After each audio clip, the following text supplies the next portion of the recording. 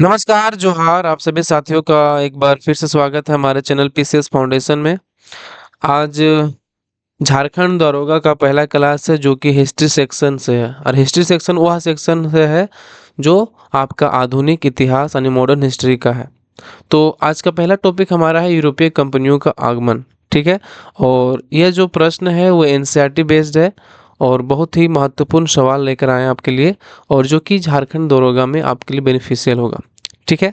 तो इस क्लास को आप अंत तक देखिएगा। चैनल पर आप नए होंगे सब्सक्राइब जरूर कर दीजिएगा और अपने साथियों के साथ भी साझा कर दीजिएगा। चलिए क्लास को देखते हैं। आज जो क्लास है बहुत ही बेहतरीन क्लास है। ठीक है। चलिए। और रही बात कि पीडीएफ कहाँ मिलेगा, तो पीडीएफ मिल जाएगा पीसीएस फाउंडेशन के टेलीग्राम चैनल को ज्वाइन कर लीजिएगा, वहाँ पर पीडीएफ आपको मिल जाएगा। ठीक है। पीसीएस फाउंडेशन इसका जो लिंक है टेलीग्राम का वो डिस्क्रिप्शन बॉक्स में डाला हुआ है, जाके वहाँ से ज्वाइन कर लीजिएगा। चलिए आज का क्या है टॉपिक हमारा, तो हम पढ़ने जा रहे हैं यूरोपीय कंपनियों का आगमन। ठीक है। चलिए आज का पहला सवाल आपके सामने है कि वास्को डी गामा, जी वास्को डी गामा नाम सुना है ना, तो वास्को डी गामा कालीकट बंदरगाह पर किस वर्ष पहुंचा था? बताइए किस वर्ष पहुंचा था। तो आप लोगों को भली बहुत ही पता होगा कि वास्को डी गामा जो है वो 1498 में कहाँ पहुंचा था। तो ये पहुंचा था कालीकट बंदरगाह पर पहुंचा था। ठीक है, याद रखिएगा। चलिए अगला सवाल देखिए। लंदन में ब्रिटिश ईस्ट इंडिया कंपनी के गठन के समय भारत का मुगल बादशाह कौन था? लंदन में ब्रिटिश ईस्ट इंडिया कंपनी के गठन के समय पूछ रहा है कि भारत का मुगल बादशाह कौन था। तो उस समय आप जानते होंगे जो मुगल बादशाह था वो था अकबर। कौन था? अकबर। किसके समय में? क्या पूछा फिर सुनिए सवाल। जब लंदन में ब्रिटिश ईस्ट इंडिया कंपनी के गठन के समय भारत का जो मुगल बादशाह था वो पता है कौन था? वो था आपका कौन? अकबर। ठीक है। चलिए आगे देखिए। भारत में पुर्तगाली सत्ता का वास्तविक संस्थापक किसे माना जाता है? बताइए। आप लोगों को हम ट्रिक भी बताएंगे कि कौन सबसे पहले आया कौन बाद में आया। ठीक है। तो बताइए कि भारत में पुर्तगाली सत्ता का वास्तविक संस्थापक जो है वो किसे माना जाता है? तो पुर्तगाली का वास्तविक संस्थापक जो है ये पता है किसको माना जाता है? ये माना जाता है अलबुकर्क को। सबसे पहले कौन आया था? अलवा जो अलबुकर्क था वो पुर्तगाली का वो ये वास्तविक संस्थापक था। पहले अल्मीड़ा आया था लेकिन ये नहीं कर पाया, लेकिन अलबुकर्क जो है इसको क्या माना जाता है? वास्तविक संस्थापक माना जाता है पुर्तगाली सत्ता का। ठीक है। चलिए। उस फ्रांसीसी सेनापति का नाम बताइए जो वर्ष 1760 के वांडीवास युद्ध में पराजित हुआ था। बताइए। उस फ्रांसीसी सेनापति का नाम बताइए जो वर्ष 1760 के वांडीवास के युद्ध में पराजित हुआ था। कौन था वो? तो वो था काउंट लाली। कौन था? काउंट लाली था जो क्या हुआ था? वांडीवास 1760 के युद्ध में पराजित हुआ था। याद रखिएगा कौन था? काउंट लाली। ठीक है। चलिए सवाल बहुत ही मस्त सवाल है जो देखिएगा, ये एनसीईआरटी हम एनसीईआरटी का जो बुक होता है उसी से लेकर आए। ठीक है। ये एनसीईआरटी बेस्ड है। पहला सवाल है पूछा है कि कौन सा अंग्रेज अधिकारी 1615 ईस्वी में जहांगीर से मिलकर मुगल साम्राज्य के सभी भागों में व्यापार करने और फैक्ट्री खोलने का अधिकार देने वाला एक शहरी फरमान जारी करने का सफल रहा? देखिए कौन सा अंग्रेज अधिकारी 1615 ईस्वी में जहांगीर से मिलकर मुगल साम्राज्य के सभी भागों में व्यापार करने और फैक्ट्री खोलने का अधिकार देने वाला एक शहरी फरमान जारी जो किया था सफल रहा? वो पता है कौन था? ये था ये सर टॉमस रो, जो क्या कर दिया था ये जहाँ व्यापार को मतलब कहाँ कहाँ खोलना है उसका एक फरमान जारी करवा लिया था। ठीक है। कौन? Sir Thomas Roe. अगला सवाल देखिए। ईस्ट इंडिया कंपनी का आरंभिक नारा क्या था? ईस्ट इंडिया कंपनी का आरंभिक नारा क्या था? बताइए। तो ईस्ट इंडिया कंपनी का जो आरंभिक नारा था वो था भूभाग नहीं व्यापार। क्या था? भूभाग नहीं व्यापार। ठीक है, मतलब भूभाग नहीं चाहिए, इसे हमको क्या करना है, ये व्यापार करना है। ये आपका क्या था, ईस्ट इंडिया कंपनी का आरंभिक में नारा था। ठीक है, चलिए। मुगल दरबार में सन 1717 में भेजे गए अंग्रेज दूतमंडल का प्रमुख कौन था, जिसने मुगल सम्राट फर्रुख से शाही फरमान प्राप्त किया था? बताइए। मुगल दरबार में सन 1717 में भेजे गए अंग्रेज दूतमंडल का प्रमुख कौन था, जिसने मुगल सम्राट फर्रुख से शाही फरमान प्राप्त किया था? बताइए, किसने प्राप्त किया था शाही फरमान? तो शाही फरमान जो प्राप्त किया था, पता है कौन किया था? तो ये किया था जॉन सरमैन। कौन शाही फरमान जारी किया था? तो जॉन सरमैन जो है, ये आपका क्या किया था, शाही फरमान जारी किया था। कौन? जॉन सरमैन। याद रखिएगा, जल्दी जल्दी करेंगे सवाल को ताकि कम समय में आपका ज्यादा तैयारी हो सके। ठीक है, चलिए। विलियम हॉकिंस किसके शासन काल में मुगलों के पतनों पर व्यावसायिक अधिकार प्राप्त करने के लिए मुगल दरबार में आए थे? विलियम हॉकिंस किसके शासन काल में मुगलों के पतन पर व्यावसायिक अधिकार प्राप्त करने के लिए मुगल दरबार में आए थे? बताइए। तो कहाँ पे आए थे ये जो है, कौन आए, किसके दरबार में आए थे? तो ये आए थे दरबार में, पता है किनका? जहांगीर के दरबार में। किसके दरबार में आए थे? तो जहांगीर के दरबार में यह आए थे। ठीक है, चलिए।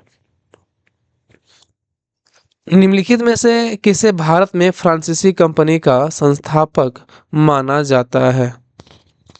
निम्नलिखित में से किसे भारत में फ्रांसीसी कंपनी का संस्थापक माना जाता है? तो फ्रांसीसी कंपनी का जो संस्थापक है ना, ये माना जाता है आपका कॉलबर्ट को। किसको माना जाता है फ्रांसीसी कंपनी का संस्थापक? तो ये माना जाता है कॉलबर्ट को। किसको माना जाता है? फिर से बोलिए, कॉलबर्ट। कॉलबर्ट, फ्रांसीसी कॉलबर्ट। निम्नलिखित में से प्रथम कर्नाटक युद्ध का कौन सा तत्कालीन कारण था? बताइए, निम्नलिखित में से प्रथम कर्नाटक युद्ध का कौन सा तत्कालिक कारण था? तो तत्कालीन कारण जो कौन था? तो ये था आपका कौन?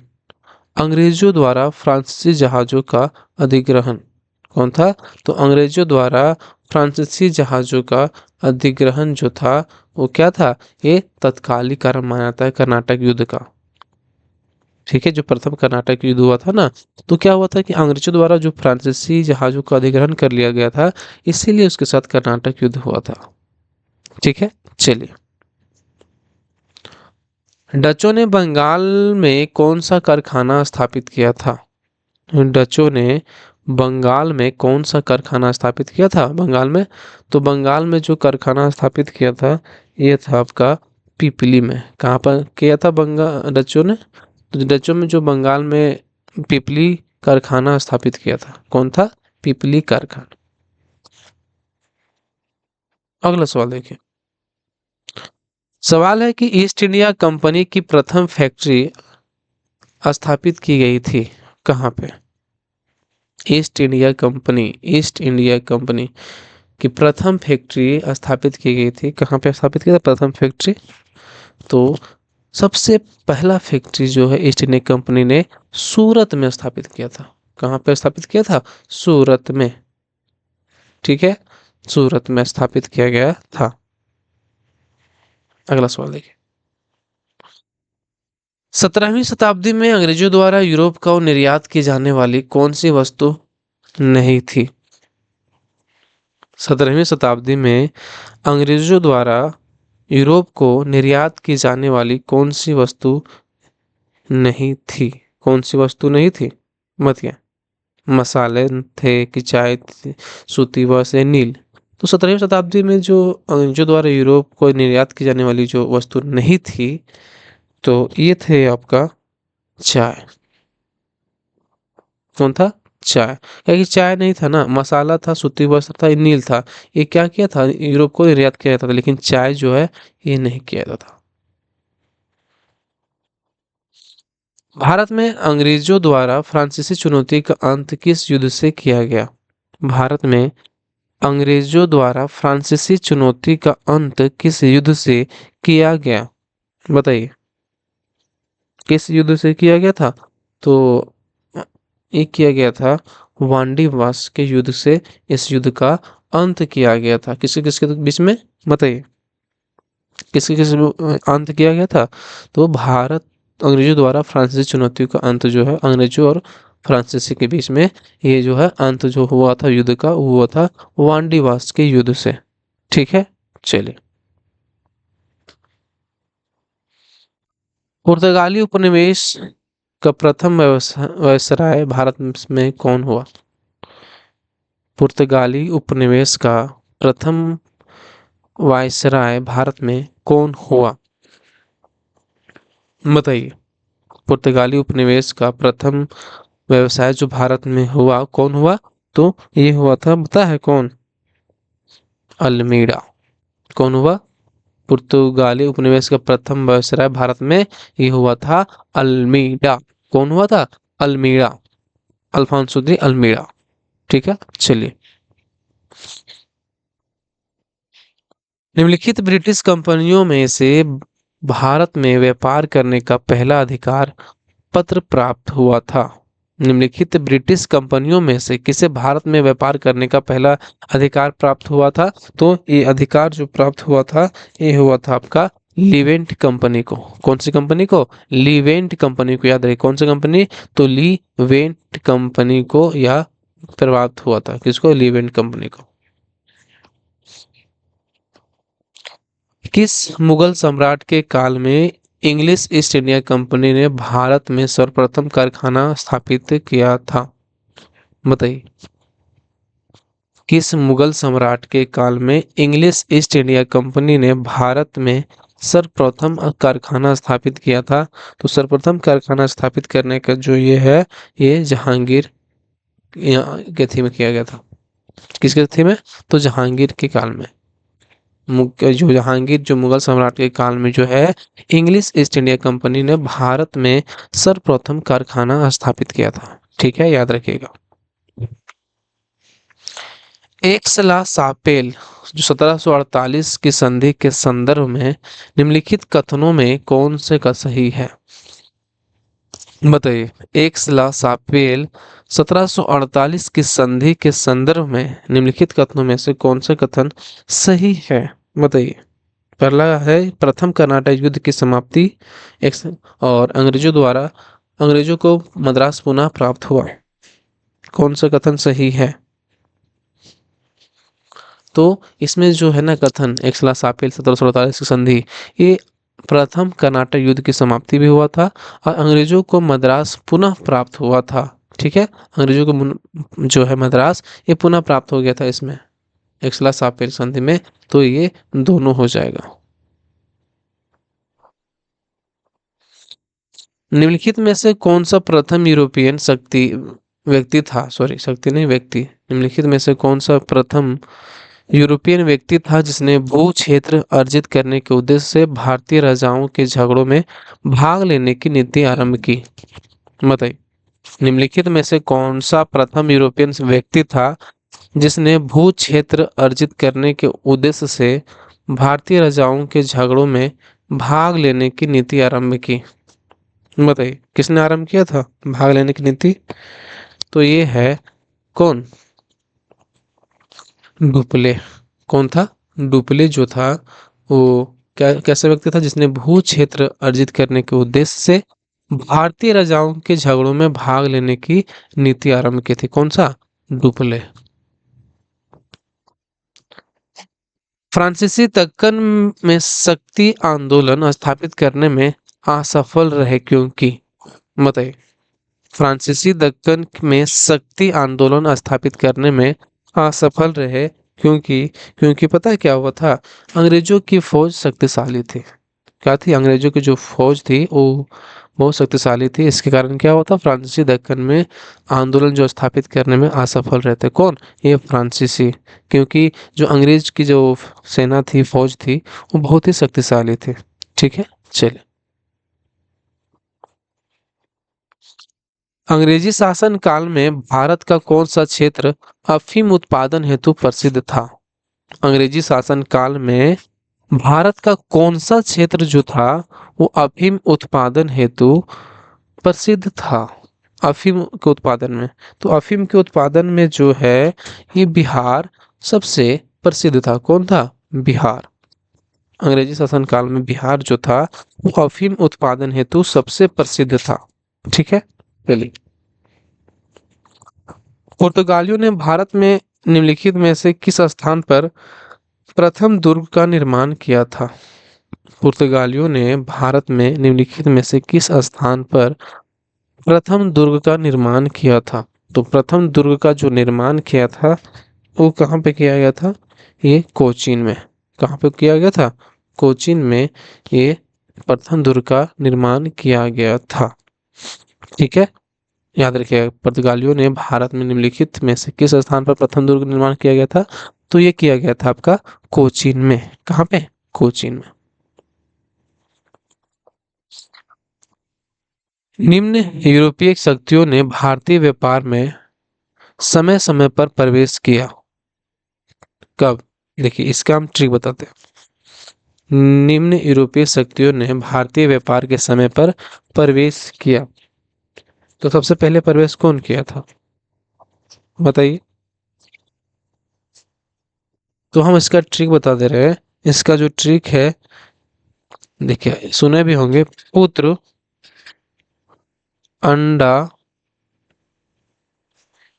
डेढ़ हुआ, डेढ़ फंसा।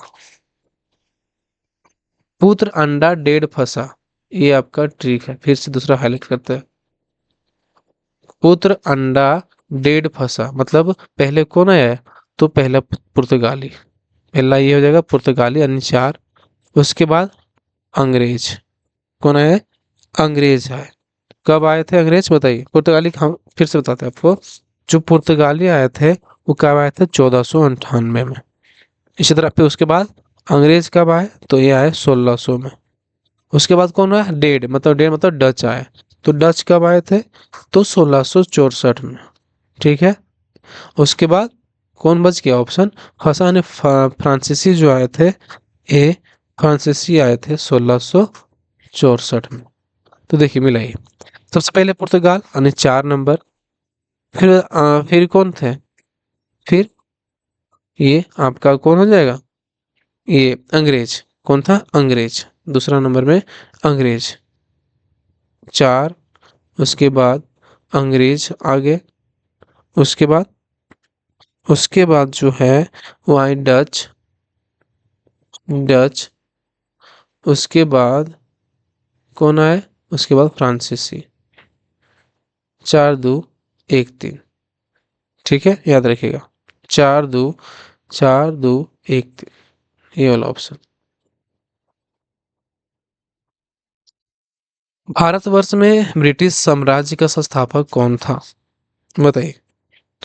भारतवर्ष में ब्रिटिश साम्राज्य का संस्थापक कौन था? तो ये था आपका कौन बताइए? तो ब्रिटिश साम्राज्य का संस्थापक जो था वो था लॉर्ड रॉबर्ट क्लाइव। कौन था? Lord Robert Clive. ठीक है, तो क्लास को ज़्यादा लंबा नहीं करते हैं, एक और क्लास हो जाएगा।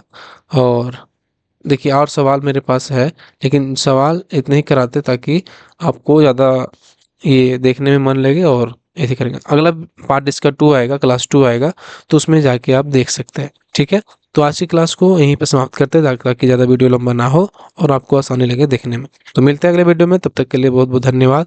और कोई भी चैनल पर आप नए हो तो सब्सक्राइब जरूर कर दीजिएगा और अपने साथियों के साथ भी साझा कर दीजिएगा। ठीक है, चलिए।